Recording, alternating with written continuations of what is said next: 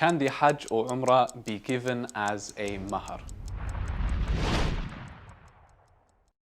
So let's understand what a mahr is. So the common translation is a dowry. It is essentially what the groom gives or gifts to the bride, the woman he's about to marry, to mark the beginning of their marriage. It is a condition of the nikah.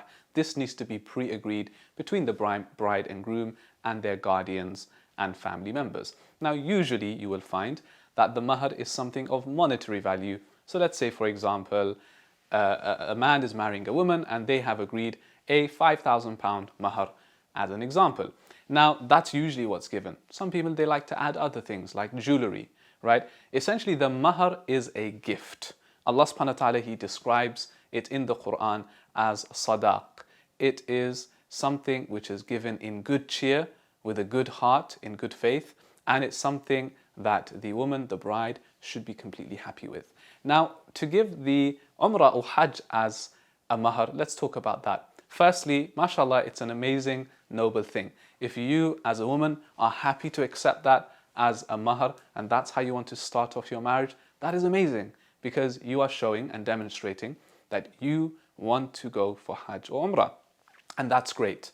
However, when it comes down to the details of this, there is a bit of difference in opinion amongst the scholars as to whether this mahr would be legitimate, accepted or not. Some scholars, they say yes, others they say no. And I'll tell you why. And I'll give you my personal advice when it comes to the mahr as well.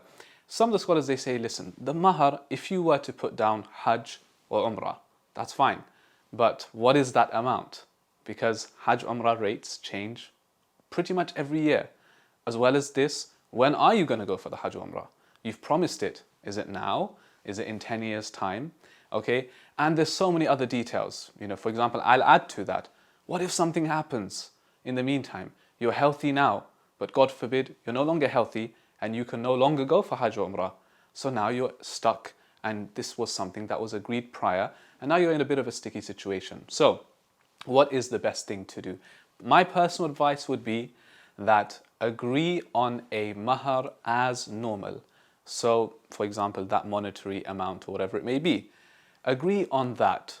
And additionally, as a gift, as something that you as husband and wife, you have a niyyah and intention of, firm intention of, to mark the beginning of your marriage, separately promise one another. Then inshallah, you're going to try your best to save up for and go for the Hajj or Umrah. That would be a better way. Or look at the general rate of how much it costs to go for the Umrah or Hajj, and just give that amount instead of specifically saying Hajj or Umrah. So for example, if it costs £6,000 to £7,000, that's what the mahr ends up being, and you as the woman, the bride, will just take that amount and keep it to one side for when you eventually do go for Hajj or Umrah. Another point to keep in mind, as some scholars mention, is again, God forbid, if anything were to happen and if separation were to occur within the marriage, then in some instances the mahr is returned. If it's Hajj or Umrah, then how can that be returned? Because it hasn't yet taken place. So there's lots of things to consider here.